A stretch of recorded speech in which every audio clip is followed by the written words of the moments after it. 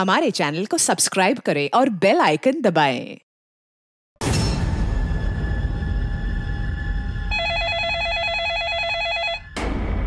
Hello, हाँ मैं आपकी कॉल ट्रांसफ़र करती हूँ। हाँ सर, अभिजीत कुमार आपसे बात करना चाहते हैं। ठीक है, लाइन ट्रांसफर कर दो। बोलो अभिजीत जी। सर, आई नो कि आपने मुझे केवाईसी अपडेट करने के लिए बैंक बुलाया था, लेकिन सर सो सॉरी, मुझे अर्जेंटली आउट ऑफ टाउन जाना पड़ गया। नहीं कोई बात नहीं अभिजीत जी। क्या आप इस वक्त बैंक आ सकते हो क्या? सर एक्चुअली मुझे नोएडा वापस आने में भी 3 दिन और लगेंगे, लेकिन मुझे अर्जेंटली किसी को पेमेंट करना है और मैं ऑनलाइन ट्रांजैक्शन नहीं कर पा रहा हूँ। क्या आपने मेरा बैंक अकाउंट फ्रीज कर दिया है? नहीं, आपका तो अकाउंट फ्रीज नहीं हुआ है, लेकिन हो सकता है किसी टेक्निकल रीजन की वजह से आप ऑनलाइन ट्रांजैक्शन नहीं कर पा रहे होंगे। आप एक काम कीजिए, आप अपने रजिस्टर्ड मोबाइल नंबर से बैंक के टोल फ्री नंबर पे कॉल कीजिए। आई एम श्योर आपका काम हो जाएगा।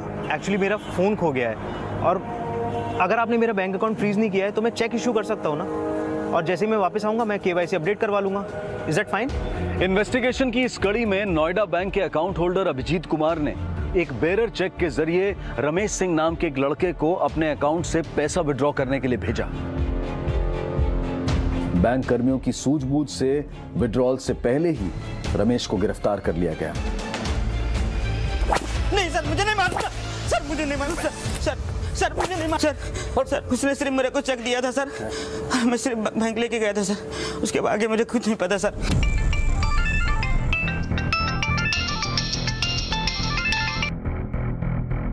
हाँ शर्मा बोलो। सर, जिस रमेश नाम के लड़के को अभिजीत ने अपना बेरर चेक देकर अपने बैंक में भेजा था, उससे हमने अभिजीत की इन्फॉर्मेशन उगलवा ली है। अभिजीत रांची में है सर। वेरी गुड, उसका एड्रेस भेजो मुझे। रमेश से मिली सूचना के आधार पर पुलिस ने जल्द ही अभिजीत कुमार को भी गिरफ्तार कर लिया।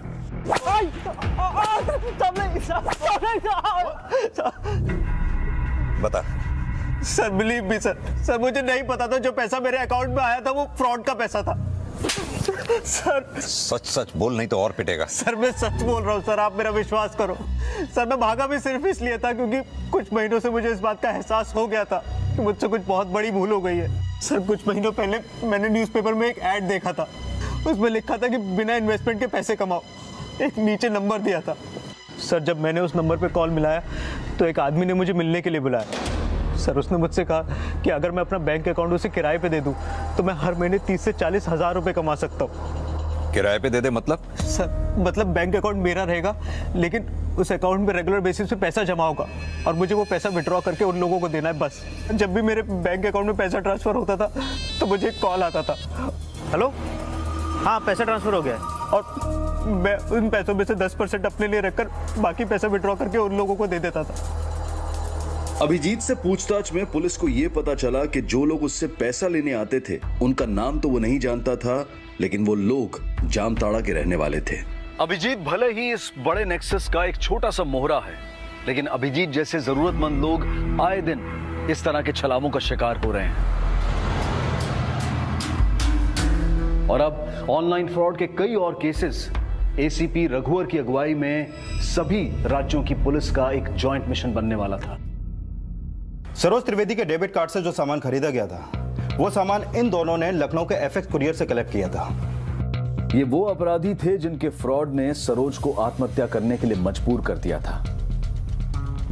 और ये आशीष पांडे, जिसके एड्रेस पे वो सामान डिलीवर होने वाला था। इलाहाबाद पुलिस आशीष पांडे के खिलाफ कोई सबूत नहीं जुटा पाई थी और इसलिए उसे रिहा कर दिया गया। लेकिन हमें अभी भी शक है कि इस आशीष पांडे का इन दोनों से कोई ना कोई कनेक्शन जरूर है, और ये दोनों जामताड़े के ही होंगे, क्योंकि सरोज त्रिवेदी को जिस फेक आईडी के नंबर से कॉल किया गया था वो जामताड़े से ही हुआ था। हेलो, और उसका IMEI नंबर भी 2 दिन पहले तक जामताड़ा में ही एक्टिव था। आपने हमें जैसी फोटो भेजा हमने इनके बारे में क्रॉस चेक किया। इनका यहाँ जामताड़ा में और जामताड़ा के आसपास किसी भी थाने में कोई क्रिमिनल रिकॉर्ड नहीं है। हो सकता है ये लोग जामताड़ा के बजाय किसी और जगह के हों। लेकिन ये अनीस अंसारी तो जामताड़ा का ही रहने वाला है। इसने फेक डॉक्यूमेंट्स देके नालंदा में एक बैंक अकाउंट खोला था, फिर इसने पुणे की वर्तिका चिटनीस के साथ ऑनलाइन फ्रॉड किया।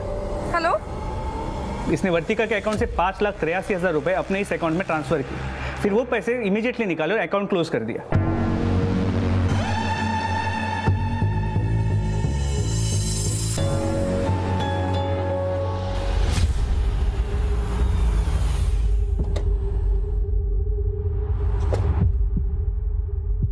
सर, नमित शर्मा, थाना प्रभारी जामताड़ा। सर, पुणे से भी है अशोक प्रधान। सर, इलाहाबाद से police sub inspector Sushil Singh. आप दोनों के एरियाज के भी केसेस स्टडी किए हैं मैंने। क्या स्टेटस है आपके केसेस का? सर, अभी तक तो हम सोच रहे थे कि जिस तरीके से इस एरिया से फ्रॉड हो रहा है यहाँ पर आईटी एक्सपर्ट के अड्डे होंगे, लेकिन अभी तक जो भी बातें सामने आई हैं उससे तो लगता है कि सरोज त्रिवेदी के साथ जिन लोगों ने भी फ्रॉड किया है वो ज्यादा पढ़े लिखे भी नहीं है। उन फ्रॉडस्टर्स की कोई पहचान हुई जिनकी वजह से सरोज ने आत्महत्या की थी? सर, पहचान तो नहीं हो पाई है, लेकिन सरनेम से आइडिया लगता है कि या तो वो अंसारी हैं या फिर मंडल। अंसारी और मंडल। मिस्टर प्रधान, पूना में वर्तिका चिटनेस नाम की एक लड़की के साथ फ्रॉड हुआ था। उस केस में भी वर्तिका के अकाउंट से पैसा निकालकर जिस अकाउंट में पैसा डिपॉजिट किया गया था, उस अकाउंट होल्डर का नाम भी अनीस अंसारी था ना? जी सर, लेकिन यहाँ पे कोई भी अनीस अंसारी के बारे में कुछ भी बताने के लिए तैयार नहीं है। तो उनके बारे में पता लगाने के लिए कोई और तरीके अपनाने होंगे। आइए सर। शर्मा जी, एक बात बताइए, आपके जामताड़ा में कुल कितने मोबाइल टावर्स होंगे? सर, यह हर मोबाइल कंपनी अपना टावर लगा के बैठा है सर। 2G, 3G, 4G सब नेटवर्क दुरुस्त चलता है सर। यानी कि फ्रॉडर्स को बढ़ावा देने के लिए मोबाइल कंपनीज भी उनका साथ दे रही हैं। आइए सर, दरअसल जिस भी क्षेत्र में 800 से ज्यादा कॉल होता है वहां पे मोबाइल कंपनी वाला अपना टावर लगा ही देता है। और यहाँ जामताड़ा में सर हर रोज का 3500 से ज्यादा कॉल होता है सर। ये देखिए सर।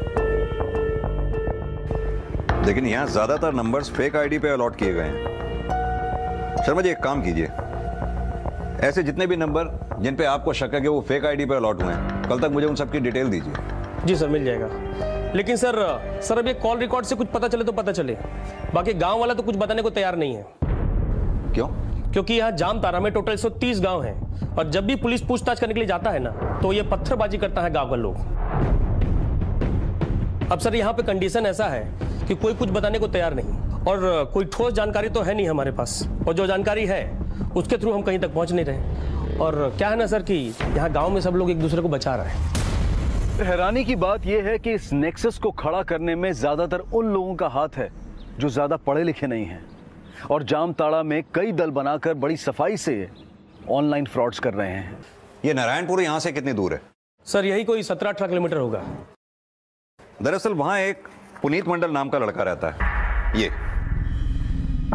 जिसने दिल्ली के IAS ऑफिसर मोहित शर्मा को चीट किया, और जिस IP एड्रेस के थ्रू इसने चीट किया वो IP एड्रेस इसके लैपटॉप को बिलोंग करता है। दरअसल बात यह है, वो लैपटॉप इसने पटना से खरीदा था, जहां उसने अपना स्टूडेंट होने का प्रूफ एक ID के तौर पे दिया था। उस ID से ही हमें इसके बारे में जानकारी मिली। मैं चाहता हूं उस गांव में चलकर देखें, शायद कुछ और पता चले इसके बारे में। ठीक है सर। ACP रघुवर की अगुवाई में पुलिस अब जामताड़ा के नारायणपुर गांव की तरफ कूच कर रही थी, जहां वो पुनीत मंडल के जरिए बाकी के अपराधियों को पकड़ने का रोड मैप तैयार करना चाहती थी और उन सभी लोगों को बेनकाब करने की अब मुहिम शुरू कर दी गई थी। ये देखिए नारायणपुर आ गया सर। नारायणपुर की सड़कें बहुत खस्ता हैं, लेकिन मकान बहुत बड़े बड़े बने हुए, देख रहे हो? ये बड़े बड़े टावर्स लगा रखे हैं।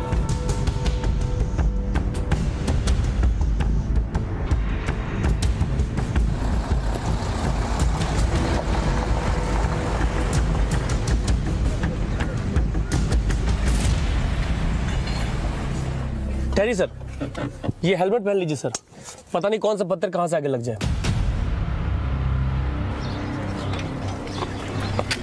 आइए सर, आइए सर। वो रहा घर सर वहां पर। अरे पकड़ा उसको, पकड़ा उसको सर। सामने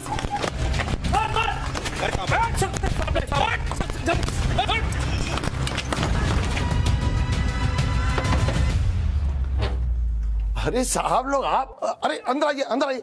ये बच्चा लोग भी ना बहुत शरारती है, पत्थर फेंकता रहता है। वर्दी का भी तो ध्यान रखना चाहिए कि नहीं? आप लोग बैठिए साहब, जब तक वो लोग शांत नहीं होता है मैं चाय वाय का इंतजाम करता हूँ। पुनीत मंडल तुम्हारा बेटा है?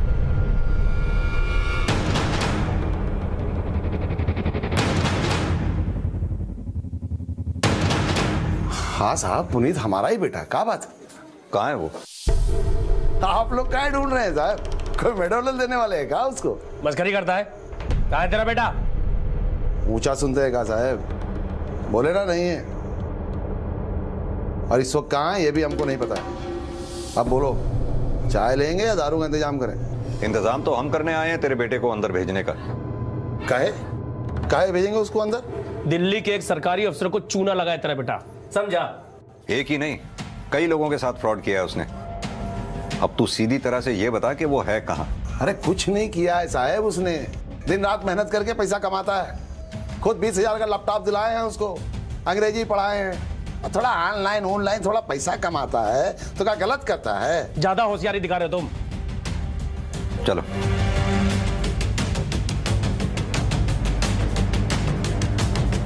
ये पुनीत का बाप काफी शातिर लगता है। सर वो लड़के लोग जंगल भाग गए। सर हम तो पहले गए थे कि लोग बहुत शातिर हैं, कुछ बताएगा नहीं। लेकिन वो तो बताएंगे जो जंगल भाग गए हैं। जंगल कहाँ है ये बताओ। सर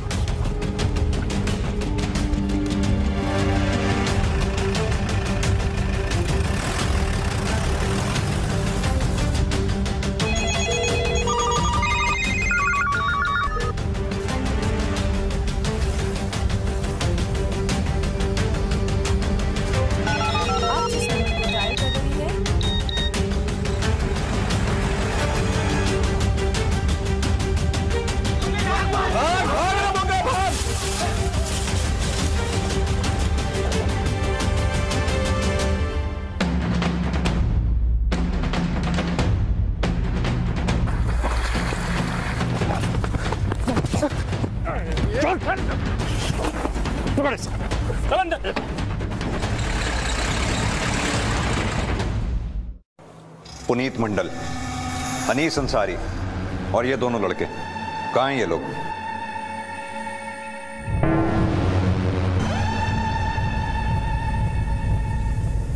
देखो जो भी इनमें से किसी एक का पता बताएगा ना उसे छोड़ देंगे।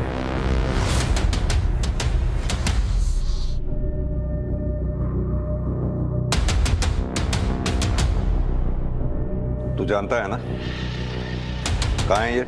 हमको नहीं मालूम। बात करेगा साहब से, साहब से बात करते हैं। शर्मा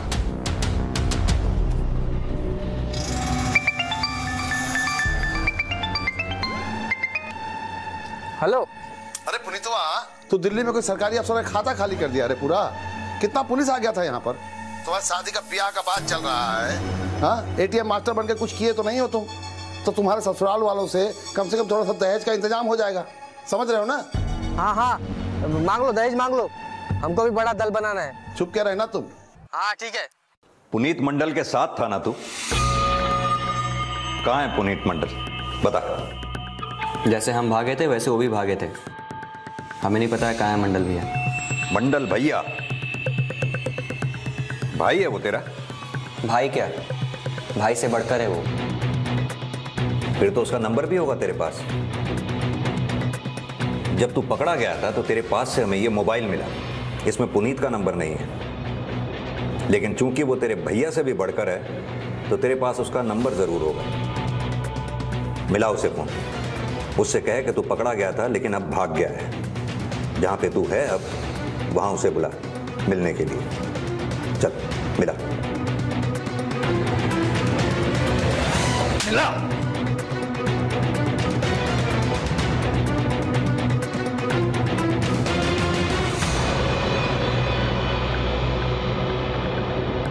नंबर नहीं लग रहा है। कोई एक नंबर तो होगा नहीं उसके नंबर क्या, 10 नंबर है उनके पास। अब जो याद रहेगा वही मिलाएंगे ना। ऐसे बात करेगा साहब से, ऐसे बात करेगा, ऐसे बात करे तू। शर्मा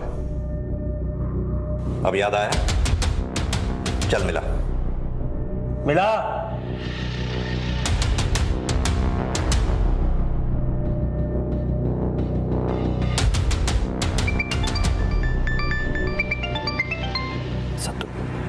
हाँ हेलो शत्रु, बोल कहाँ है तू? हेलो हाँ पुनीत भैया, अपना 10 का 10 नंबर ना बंद कर दीजिए तो आपको पुलिस पकड़ ले। नहीं पुनीत मंडल फोन मत रखना। हेलो कौन बोल रहा है? तेरी आफत। अरे ऐसा गीदड़ लोग का धमकी बहुत सुने हैं साहब फोन पे। हिम्मत है ना तब पकड़ के दिखाओ। देख तू मिल गया मंडल भैया। चाहे जितना मारना ना मार लो, लेकिन हम नहीं बताने वाले। हमारे दल के मुखिया है मंडल भैया, उनकी वजह से हमारे लड़कों लोगों की जिंदगी चेंज हो गया है। तो तू क्या चाहता है? तेरी जिंदगी हम चेंज करें? कुछ चेंज नहीं कर पाएंगे। 3 दिन में ना हमारा जमानत हो जाएगा, देख लीजिएगा। शत्रु, पुनीत और अंसारी जामताड़ा के वो एटीएम मास्टर्स हैं जिन्हें पुलिस का कोई खौफ नहीं है। और वजह यह है कि जिस तरह से ये ऑनलाइन फ्रॉड्स किए जाते हैं उनके लिए पक्के सबूत मुहैया नहीं हो पाते हैं और सर्कमस्टेंशियल एविडेंस के बेसिस पर जो अपराधी पकड़े जाते हैं उन्हें बड़ी आसानी से जमानत मिल जाती है। अपनी जेबों में लाखों भरने वाले अपराधी जेल से छूटते ही फिर से अपने काम में लग जाते हैं, क्योंकि लोगों को ठग कर जितना पैसा ये कमाते हैं उसके सामने कुछ दिनों के लिए जेल जाना भी इन्हें बहुत मामूली लगता है। शत्रु मंडल ने पुनीत मंडल से जुड़ी कोई भी ठोस जानकारी पुलिस को नहीं दी, लेकिन शत्रु के साथ पकड़े गए कुछ और लड़कों से उन अपराधियों की पहचान मिली जो इलाहाबाद की सरोज और पुणे की वर्तिका चिटनिस के अपराधी थे। ये अनीस बहुत बड़ा एटीएम मास्टर है, जामताड़ा में नहीं रहता, पता नहीं दिल्ली मुंबई कहाँ रहता है साहब। जामताड़ा में इसका घर कहाँ है? पता सब गपोली गांव में इसका घर है, जहाँ इसकी फैमिली रहती है। यह साफ हो चुका था कि जामताड़ा से होने वाले ऑनलाइन फ्रॉड्स कोई बाहरी लोग नहीं कर रहे थे। जामताड़ा के गांव में ज्यादातर घरों में ऐसे लोग बसे हुए थे जो ज्यादा पढ़े लिखे नहीं थे, लेकिन ऑनलाइन फ्रॉड के जरिए कैसे लूटा जाता है ये कला सबने सीख रखी थी और वो अलग अलग दलों में बंटकर रोज कई अपराध कर रहे थे। मौजूदा जानकारी के आधार पर पुलिस ने अनीस अंसारी, राधे मंडल और गुनिया मंडल के साथ साथ और कई घरों पर छापे मारे और मासूम लोगों के क्रेडिट कार्ड और डेबिट कार्ड के जरिए खरीदा गया बहुत सारा सामान भारी तादाद में बरामद किया। लेकिन पुनीत मंडल समेत गुनिया मंडल, राधे मंडल और अनीस अंसारी की तलाश अब भी जारी है, जिनके नेक्सस की पूरे देश के कई राज्यों के साथ जुड़े होने की संभावना पक्की होती जा रही है और इसकी असल जानकारी शत्रु के बयान के बाद सामने आई। साहब, यहाँ जामताड़ा का रामचरण सबसे पहला और सबसे बड़ा एटीएम मास्टर है। क्या मास्टरी की थी उसने? रामचरण मुंबई रिटर्न है। 7 साल पहले वो वापस अपने गांव आ गया था और वो छत पर चढ़कर फोन से लोगों से बात करके खूब पैसा बनाया और गांव के लड़के लोगों को भी एटीएम मास्टर के काम सिखाकर अपना दल बना लिया। किसी भी कस्टमर का एटीएम हैक करने के लिए सबसे पहले डेबिट कार्ड या कार्ड नंबर, जो उसके सामने जो होता है ना 16 डिजिट का नंबर, वो पहले मांगेंगे, ठीक है। उसके बाद हम उनको बोलेंगे सीवीवी नंबर, वो जो क्रेडिट कार्ड या डेबिट कार्ड होगा ना उसके पीछे लिखा रहता है 3 डिजिट का नंबर, उसको बोलते हैं सीवीवी, वो मांगेंगे, ठीक है। लेकिन उसके पहले सबसे जरूरी होता है कि शुद्ध हिंदी में बोलना, पहले जो बात करने आना चाहिए।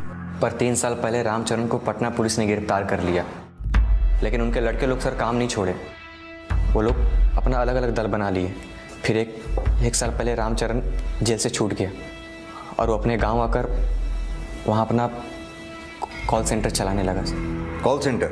हाँ साहब, वहाँ पर लड़कों लोगों को एटीएम मास्टर का ट्रेनिंग दिया जाता है। साहब, रामचरण की तरक्की देखकर पुनीत भैया के पापा रामचरण से ही पुनीत भैया को एटीएम मास्टर का ज्ञान दिलवाए। खूब लगन से और दिल लगा के सीखो, खूब पैसा कमाओ। चले। फिर साहब, पुनीत भैया के साथ हम भी एटीएम मास्टर की ट्रेनिंग लेने चले गए। मछली फंसाने का सबसे पहला जो लेसन है ना, वो यही है। हेलो, हाँ सर, मैं गोविंद शर्मा बोल रहा हूँ एसडीए बैंक से। सर, हमारी बैंक आपको एक स्पेशल ऑफर दे रही है, उसमें आप 10,000 तक शॉपिंग कर सकते हैं सर। किसी को लगा कि हम बिहार से हैं? साहब, हम रामचरण को गुरु मान लिए थे। चलो शत्रु, तुम एक बार बात करके दिखाओ। लो। हम सर? हाँ, करो, अभी देखे थे ना। हेलो मैडम, हम दीपू मिश्रा बोल रहे हैं एचयू बैंक से। लाओ। पार्टी तुरंत समझ जाएगी कि बिहार से।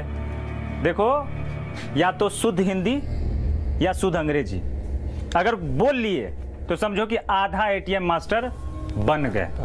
पुनीत भैया, हाँ, तुम ट्राई करो, तुम अंग्रेजी में ट्राई करो। हाँ।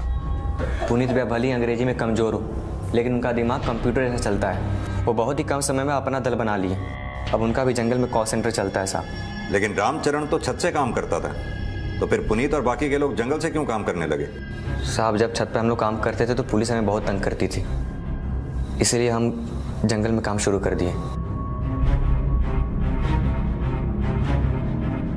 साहब, दल के लड़का लोग कहीं भी नंबर लगा देते तुक्का मार के, और जिसका भी मछली फंसता था वो तुरंत मंडल भैया को बुला लेता था और मंडल भैया अपना लैपटॉप लाकर वहीं बैठ जाते थे। जो कस्टमर फंस जाते थे उनके कार्ड से मंडल भी अपने अकाउंट में पैसा ट्रांसफ़र कर लेते थे या फिर शॉपिंग करके कैंसिल कर देते थे। और ई वॉलेट में पैसा डालकर हम सबका हिसाब क्लियर कर देते थे साहब, और फिर अपना पैसा वो मंगवा लेते थे। तेरे पुनीत भैया का जामताड़ा के बाहर किस किस से कनेक्शन है, जिनके बैंक अकाउंट्स और ई वॉलेट में वो पैसे ट्रांसफर किया करता है? इसका हमें नहीं पता साहब, लेकिन पुनीत भैया का बम्बई, दिल्ली, जयपुर हर जगह सेटिंग है। तेरे पुनीत भैया के दल में कितने लोग काम करते हैं?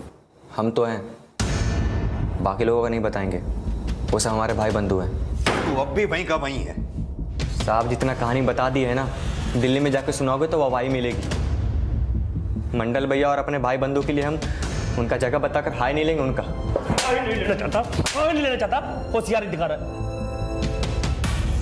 3 दिन से मार रहे हैं ना साहब, तो इतना बता दिए, अगर आप जान से भी मार देंगे ना तो भी नहीं बताएंगे। ये ऐसे नहीं मानेगा शर्मा, धुलाई करो उसकी अच्छी तरह से।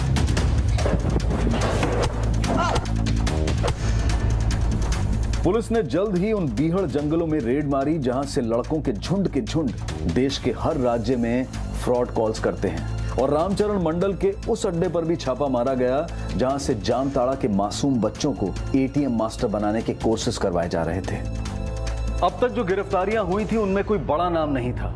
अनीस अंसारी, राधे, गुनिया और पुनीत मंडल अब कहां थे, इसकी भी कोई जानकारी नहीं मिल पा रही थी। लड़का तो बहुत सुंदर है। लड़का काम क्या करता है? अरे एटीएम मास्टर है। लड़के से एक बार मिल लेते तो अच्छा था, क्योंकि सगुन का टीका तो उसी को लगाना है ना। सर, एक इंफॉर्मेशन मिला है। सर, धानुकी अपने बेटे का शादी करने वाला है, कल रांची में उसका सगाई है।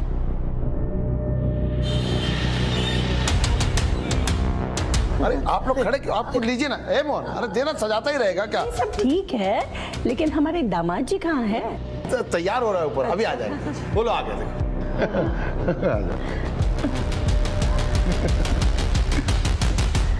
सदा सुखी बेटा। अरे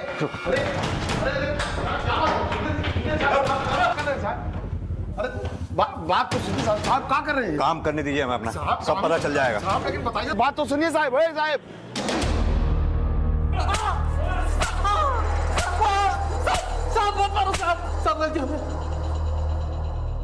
और पुनीत मंडल ने अपने बयान में बताया कि उसने दिल्ली के आईएएस ऑफिसर मोहित शर्मा का फोन नंबर और उसके क्रेडिट कार्ड की जानकारी बैंक साइट के कंप्लेंट एंड ग्रीवियंस पेज से जुटाई थी। क्रेडिट कार्ड और डेबिट कार्ड से संबंधित शिकायतें दर्ज करते वक्त हम अपने कार्ड की सारी details complaints and grievances page पर अपडेट कर देते हैं, जो कि मोहित शर्मा के लिए काफी घातक साबित हुई। पुनीत की इंटेरोगेशन के दौरान गुनिया और राधे मंडल के बारे में भी अहम जानकारी मिली, जो कि सरोज की आत्महत्या के भी दोषी थे। साहब, राधे मंडल और गुनिया मंडल का अपना दल है, वो हमारे साथ काम नहीं करते। गुनिया और राधे मंडल को जल्द ही गिरफ्तार कर लिया गया और उनके बयान से सरोज के साथ हुए फ्रॉड में आशीष पांडे की भूमिका का भी पक्का खुलासा हो गया। आशीष पांडे को गिरफ्तार किया जा चुका है, लेकिन पुणे की वर्तिका चिटनिस के साथ फ्रॉड करने वाले अनीस अंसारी का अब तक कुछ पता नहीं चला है। लेकिन अनीस अंसारी के अलावा और कई लोग हैं जो जामताड़ा के बीहड़ जंगलों में छिपकर अब भी ऐसे ऑनलाइन फ्रॉड्स कर रहे हैं, जिन्हें बेनकाब करने की कोशिश आज तक जारी है।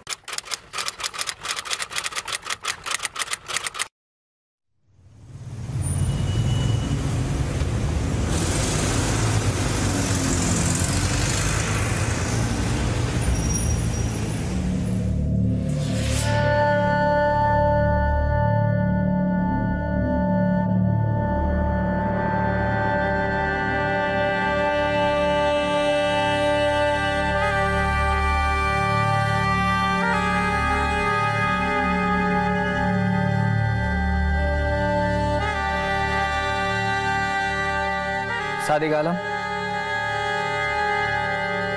आज तुम्हारी कोर्ट में पेशी है, तैयार हो जाओ। नमस्कार, आदाब। क्राइम पेट्रोल डायल 100 के ब्लैक हेडलाइंस अध्याय में आप सबका स्वागत है।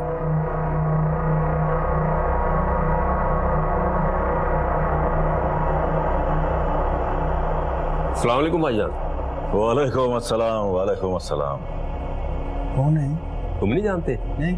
ये वही सादिक आलम है जो इलेक्शन में खड़े हुए थे। हमारा नेता नेता कैसा हो? सादिक भाई जैसा हो। हमारा नेता कैसा हो? सादिक भाई जैसा हो। हमारा नेता कैसा हो? सादिक भाई जैसा हो। सादिक भाई आगे बढ़ो। हम तुम्हारे साथ हैं। सादिक भाई आगे बढ़ो। हम तुम्हारे साथ हैं। सादिक भाई आगे बढ़ो। हम तुम्हारे साथ हैं। सादिक भाई आगे बढ़ो। हम तुम्हारे साथ हैं।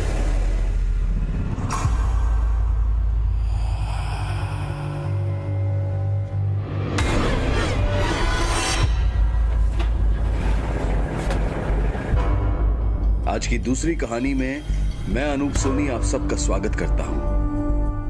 आज के एपिसोड में हम एक ऐसे जुर्म की दास्तां देखेंगे जिसका संबंध कर्म से है और यकीनन ये कहानी हमारी सोच और हमारे अंदाज को बदलने में जरूर मदद करेगी।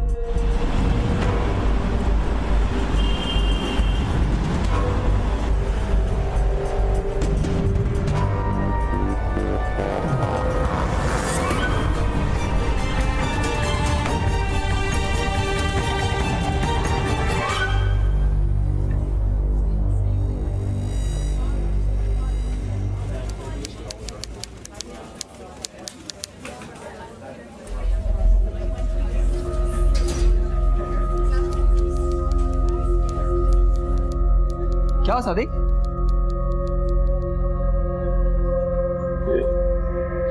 आज भी मेरी बीवी बच्चे कोई नजर नहीं आ रहे हैं यहाँ पर। आ जाएंगे, फंसेंगे किसी काम में। नहीं कांस्टेबल साहब, मैं पिछले 6 महीनों से कोर्ट आ जा रहा हूँ लेकिन कभी ऐसा हुआ नहीं। आप अपने लेवल पे कुछ पता करो ना। ठीक है, मैं करता हूँ। चलो आज पेशी तुम्हारी, चलो।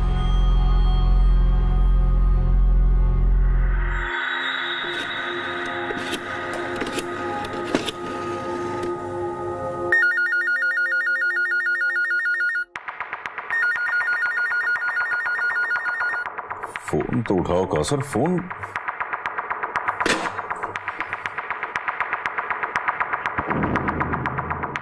हेलो हेलो जी जी मैं सादिक बोल रहा हूँ। वो कौसर, वो कहा था ना यहाँ फोन मत करना।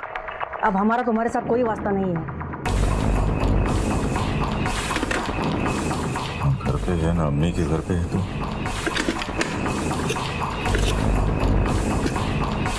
The number you are trying to call is currently switched off.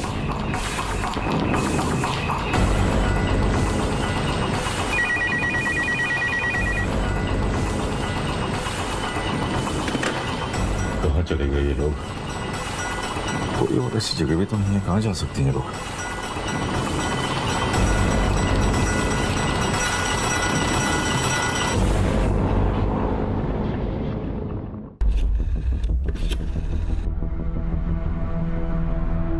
Tinu, कुछ पता चला?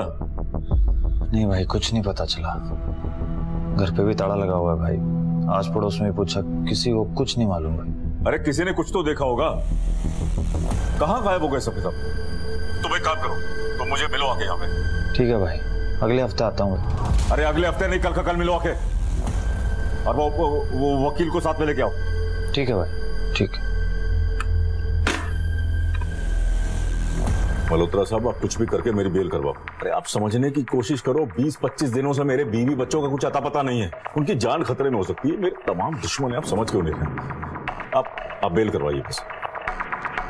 मुश्किल है, जिस केस में आप अंदर हो ना, बहुत मुश्किल है। फिर भी मैं इंटरिम बेल कराने की कोशिश करूँ। अरे कोशिश नहीं करनी है, करवानी है। आप जज सबको जाके बताइए ना कि 20-25 दिनों से मेरे बीवी बच्चे गायब हैं। आप मुझे ले चलिए, मैं उनके पैर पकड़ लूंगा। लेकिन कुछ भी करिए, बेल करवाइए बस। ठीक है, मैं कोर्ट में अपील करूंगा। करवाओ यार। भाई टेंशन ना लो, हो जाएगी। हम लगे हुए हैं, कुछ ना कुछ कर लेंगे। ठीक है, आप ख्याल रखो, हो जाएगा। चलो।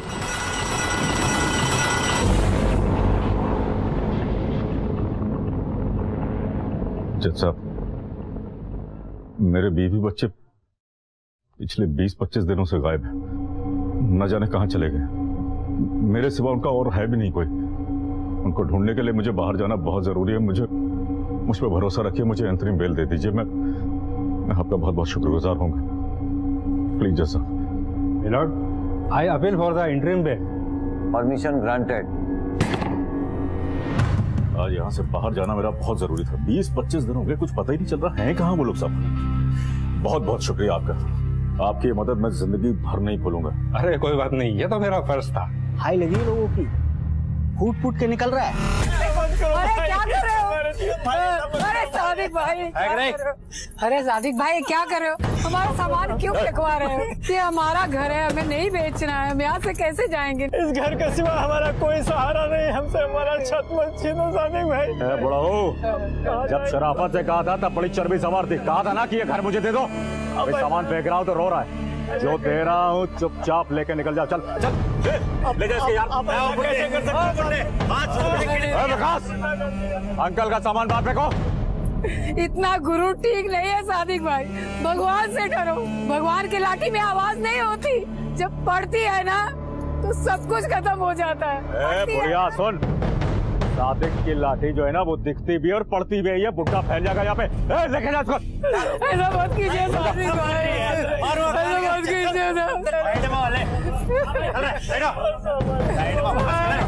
चुपचाप खड़े रहो, आवाज नहीं आनी चाहिए।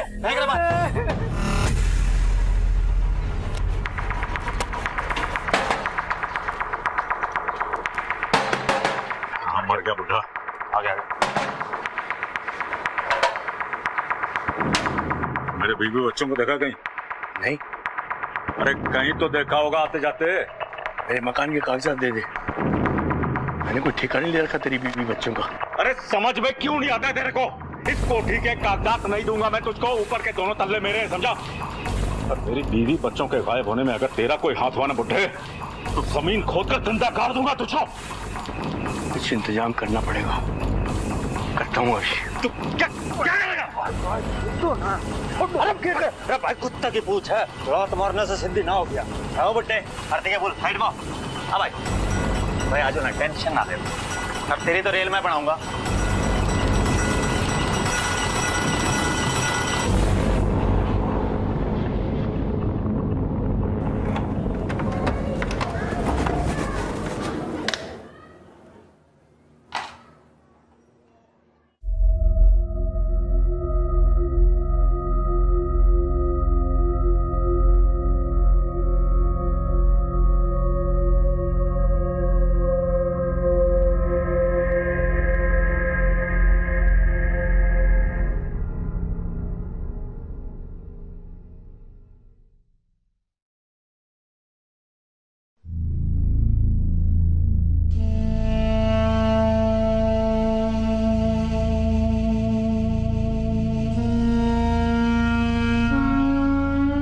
समझ नहीं आ रहा, बच्चे और भाभी कहाँ गए, कुछ नहीं समझ आ रहा।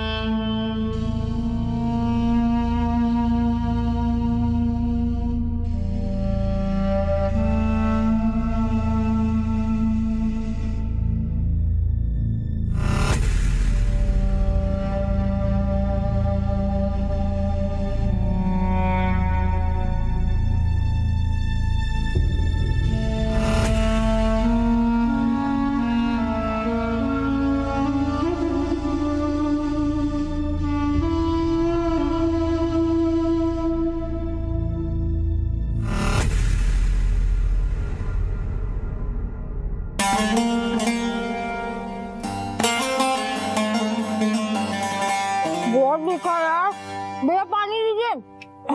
भैया ठीक है, मुझे पानी दो।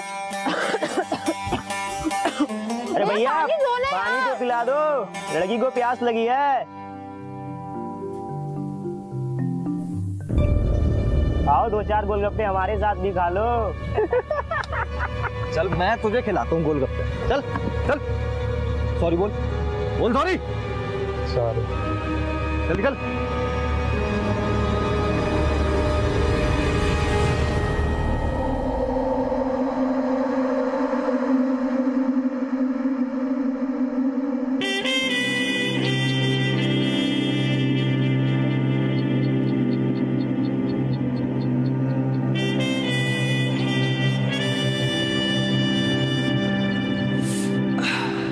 अंदर आइए ना।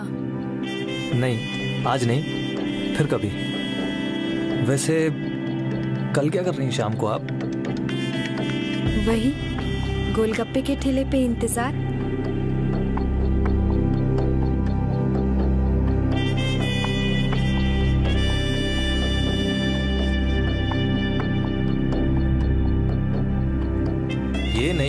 सादिक मियाँ। बस ये लीजिए भैया। अरे मुझे लगा कि आप नहीं आएंगी। ऐसा क्यों? अब एक मुलाकात के बाद भला कोई मतलब अनजान ही हुए हैं ना हम लोग। चलिए फिर चाय और समोसे खिलाइए, तब तो अनजान नहीं रहेंगे ना हम। वैसे आप करते क्या हैं? I mean, आपकी जॉब? बस आपका इंतजार। आइए।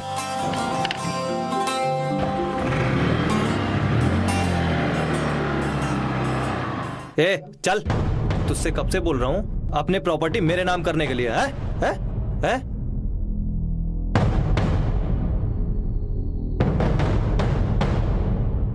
हे, इसको देखो।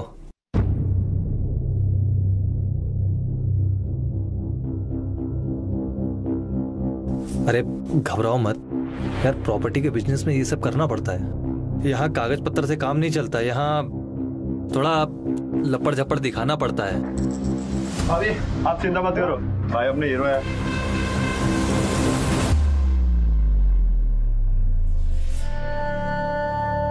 तुम शादी करोगे ना मुझसे? अरे हाँ पगली, शादी करूंगा और मैं झूठ नहीं बोलता। तुमने प्रॉमिस किया था ना मुझसे वादा किया था ना मुझसे शादी करोगे? हाँ मेरी बात तो सुनो। एक्चुअली क्या है कि प्रॉपर्टी का बिजनेस सेटल हो जाए ना तो हम लोग करेंगे ना शादी। और कितना इंतजार करूं मैं? अभी के लिए यार थोड़ा मुश्किल है यार, सॉरी बोल रहा हूँ यार। तुम समझदार हो ना, सब समझती हो। मैं देखती हूँ कैसे नहीं करोगे शादी। ले चलो इसे। अरे साहब मैंने कुछ नहीं किया साहब। अरे रेप केस का चार्ज है तेरे ऊपर। 376 के केस में अंदर जाएगा ना, सीधा 7 साल के बाद आएगा बाहर। अरे साहब जो भी किसी ने कहा सब गलत का है साहब। अरे क्या कर रही है यार टीना? सही कर रही हूँ। तूने जो किया है ना मेरे साथ। तो मैंने क्या किया यार? तुझसे प्यार करता हूँ और क्या। तो शादी करने के लिए मना क्यों किया? करता हूँ ना तुझसे शादी यार, थोड़ा प्रॉपर्टी का बिजनेस सेटल हो जाए, करूंगा ना तुझसे। नहीं करेगी तू इसके साथ शादी। गुंडा मवाली है ये, हमारी जात का भी नहीं है। माँ बनने वाली हूँ, प्रेग्नेंट हूँ मैं। ठोको केस इसमें, डालो जेल में साले को। मेरी भोली भाली बेटी को बहला फुसला कर इसने उसका नाजायज फायदा उठाया है। टीना आई लव यू यार। जज साहब मैं टीना से प्यार करता हूँ और उससे शादी करना चाहता हूँ। जो कुछ हुआ वो एक गलतफहमी थी सर। मिस टीना, ये शख्स आपसे शादी करना चाहता है, क्या आपको इससे शादी करनी मंजूर है? Yes your honour. क्या बेहुदा मजाक है। चलो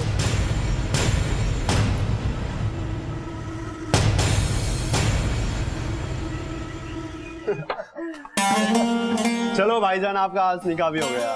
चलिए भाभी आप भी मुंह मीठा। हेलो। हाँ मम्मी। टीना किधर है तू? मम्मी अब हमारा नाम टीना नहीं कौसर है। हमने सादिक से शादी कर ली। सादिक से?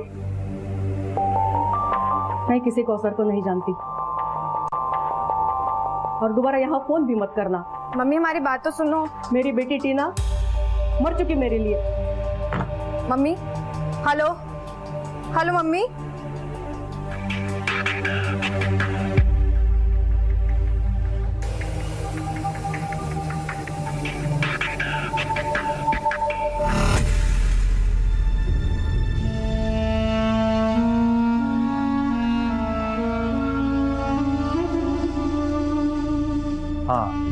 हाँ ठीक।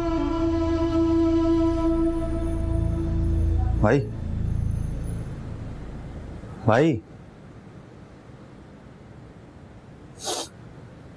हाँ बोल। भाई टेंशन ना लो, अपना विकास गया कई जगह ढूंढने, बस आता ही होगा। लो आ गया। एक मिनट भाई अपना विकास ही होगा। दरवाजा नहीं खोलना है। रुको।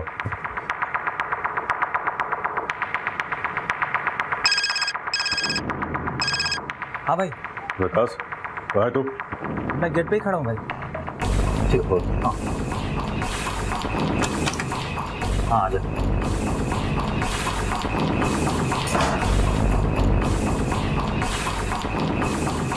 भाई भाभी के 2-1 दोस्तों के घर भी पता किया, लेकिन कहीं कुछ पता नहीं चला। तुम लोगों को शक है किसी? नहीं भाई, शक तो किस पे होना है? ठीक है, मैं घर पर चलूंगा तो।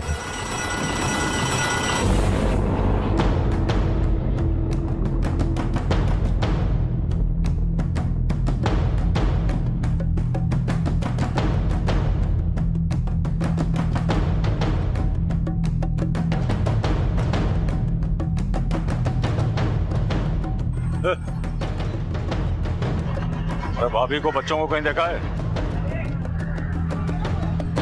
भाई हर जगह देख लिया, कहीं पता नहीं चल पाया। तो लगे कि एक ही रास्ता बचा है, पेड़ पकड़ने पड़ेंगे। किसके? सर प्लीज रहम कीजिए सर। हाँ ठीक है, उठो। Sir please. कौन हो तुम? जी मैं सादिक आलम। तुम रेप केस में अंदर थे ना? अरे मैंने क्या किया है? क्यों लेकर जा रहे हैं? आपको कोई गलतफहमी हो रही? मैंने आप इन्हें क्यों लेकर जा रहे हैं? एक मिनट में बात कर रहा हूँ ना। हाँ बोलो। तुम परेशान नहीं हो ना? मैं शाम तक आता हूँ। शाम तक नहीं, सालों के बाद आएगा। अभी रेप केस है तेरे ऊपर, मैडम ने किया है।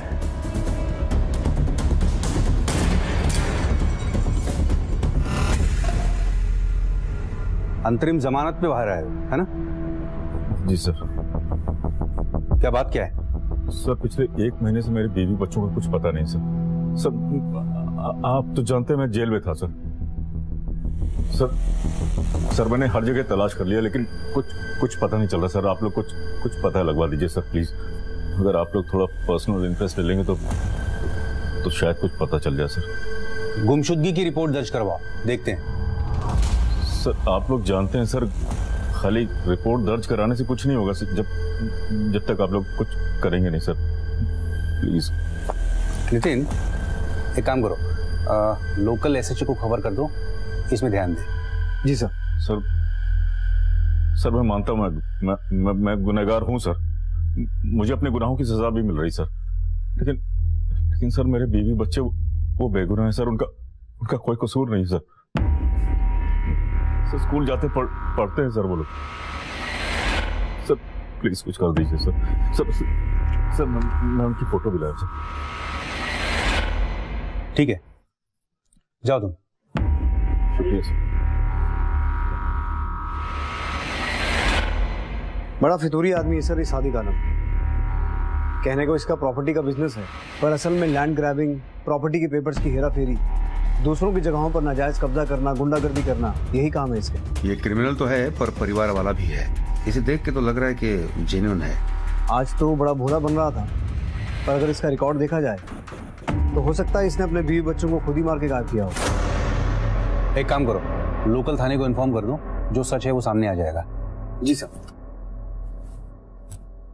कहते हैं कि कर्म जन्मों तक हमारा पीछा नहीं छोड़ते, पाई पाई का हिसाब लेते हैं। इसीलिए तो कल का साहूकार आज का कर्जदार और कल का अपराधी आज का पीड़ित बना घूम रहा था। दबंग सादिक आलम की हालत ऐसी थी कि इस वक्त वो किसी के भी पांव पकड़ने को तैयार था कि बस कोई उसे उसके बाल बच्चों का पता ठिकाना बता दे।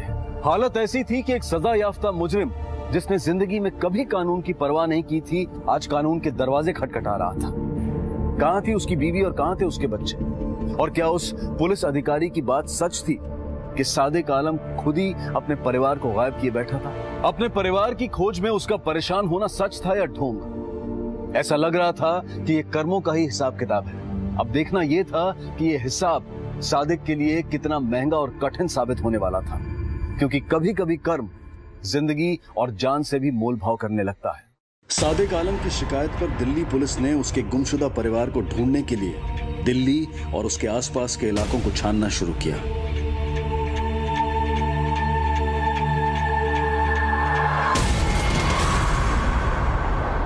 Hello Delhi police. Hello hello hello, मैं गली नंबर 32-13/2 राजौरी गार्डन से बोल रहा हूँ साहब। किसी ने प्रॉपर्टी डीलर सादिक आलम को मार दिया है साहब। हेलो गली नंबर 32 शकूर बस्ती मकान नंबर 13/2 में एक वारदात हुई है। ओवर।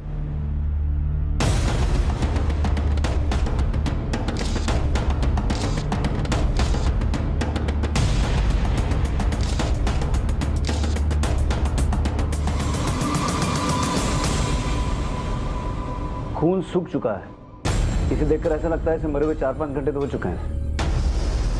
फिंगरप्रिंट सारे उठा लेना। ये मामला साहब मर्डर का ही।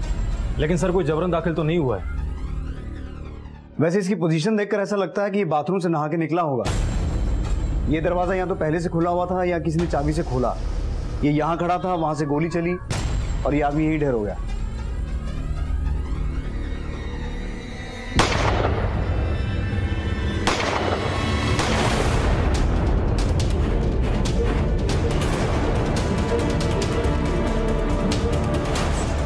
फिर तो ये काम किसी जानने वाले ने किया होगा। आसपास चेक करो, कोई सीसीटीवी है क्या? शायद कुछ रिकॉर्ड हुआ हो। वैसे ये घर इसी का है ना? हाँ सर, ये और इसके ऊपर वाली मंजिल इसी की है। बाकी नीचे का पोर्शन किसी पुराने मकान मालिक दान सिंह का है। फिर आस पड़ोस से भी पूछताछ करो, शायद किसी ने किसी को यहाँ आते जाते देखा हो। सर, जब किसी इंसान को अपने कर्मों का हिसाब अपनी जिंदगी से चुकाना पड़े तो ये उस इंसान के अतीत पर एक बहुत बड़ा प्रश्न चिन्ह लगा देता है। सादिक आलम का परिवार एकाएक गायब हो गया था और सादिक आलम को कोई मौत के घाट उतार गया था। क्यों हो रहा था ये सब कुछ उसके साथ? कौन था जो सादिक से इतना महंगा हिसाब ले रहा था? ये सच था कि सादिक ने बहुतों को तकलीफ दी थी, बहुतों का जीना दुश्वार कर दिया था, लेकिन उन तमाम लोगों में से ये कौन था जो उससे प्रतिशोध ले रहा था? इस इंतहाई पेचीदा केस का दूसरा और आखिरी भाग हम आपको दिखाएंगे कल रात 11 बजे। अब मैं अनूप सोनी आपसे विदा लेता हूं। कल रात आपसे फिर मुलाकात होगी। तब तक अपना और अपने परिवार का ख्याल रखें और देखते रहें क्राइम पेट्रोल डायल 100। सबक एक को, सीख हम सबको। जय Hind. For more updates, subscribe to our channel, click the show links and enjoy watching the videos.